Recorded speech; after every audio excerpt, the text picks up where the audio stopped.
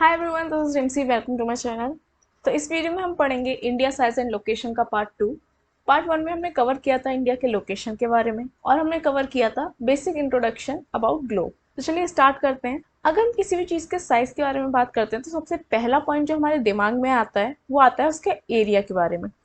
बात करें इंडिया के एरिया के बारे में तो इंडिया का एरिया है 3.28 मिलियन स्क्वायर किलोमीटर। अगर हम इसे कंपेयर करें वर्ल्ड वाइड एरिया से तो ये 2.4% है टोटल जोग्राफिकल एरिया की, और इसलिए इंडिया 7th लार्जेस्ट कंट्री है वर्ल्ड की। बात अगर हम करें लैंड बाउंड्री की, land boundary basically overall border आप समझ लीजिए, तो इंडिया का 15,200 किलोमीटर दैट इज 15,200 किलोमीटर का है। कोस्टलाइन की बात करें, कोस्टलाइन बेसिकली जो बॉर्डर इंडिया शेयर करता है इंडियन ओशन के साथ, बेसिकली ये वाला जो पार्ट है ये पूरा पार्ट हमारा कहलाएगा कोस्ट लाइन।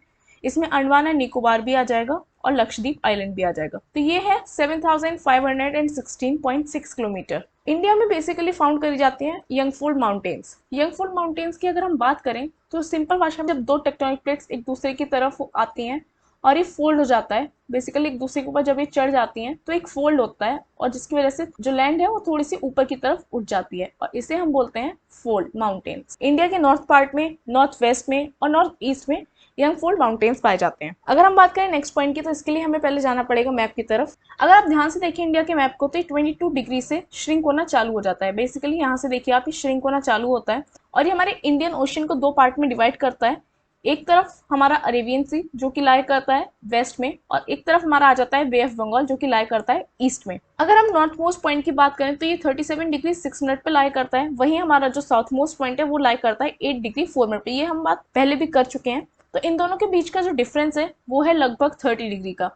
अगर वहीं हम बात करें लेफ्ट मोस्ट पॉइंट की तो ये है 68 डिग्री 7 मिनट, और जो राइट मोस्ट पॉइंट है वो है 97 डिग्री 25 मिनट। लगभग ये भी 30 डिग्री के डिफरेंस है। और अगर हम इसे लेंथ वाइज देखें तो ये नॉर्थ मोस्ट और साउथ मोस्ट पॉइंट की जो दूरी है वो है 3214 किलोमीटर। वहीं हमारी जो वेस्ट मोस्ट और ईस्ट मोस्ट पॉइंट की जो दूरी है वो लगभग है 2933 किलोमीटर।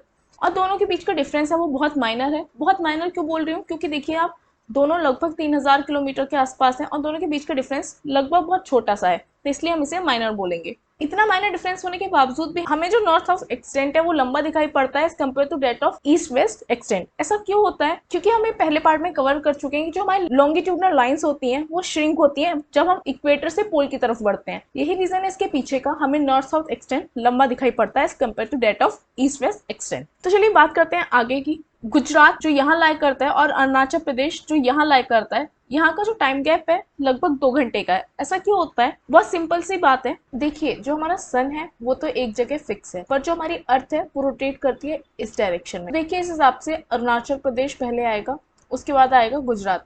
थोड़ा सा मैं जूम करती हूँ तो देखिए अरुणाचल प्रदेश पहले आएगा और गुजरात आएगा बाद में। तो हमें इतनी पूरी डिस्टेंस कवर करनी होगी जो कि है 30 डिग्री की।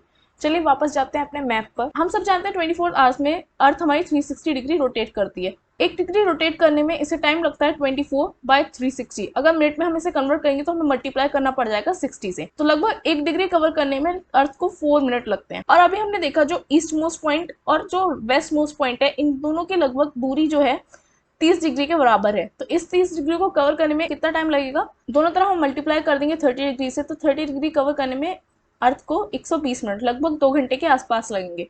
ये अप्रॉक्स में बात चल रही है। आई होप आपको ये पॉइंट क्लियर हो गया होगा। पर हम सब जानते हैं इंडिया में एक बेसिक टाइम माना जाता है IST। क्या है ये IST? चलिए जानते हैं।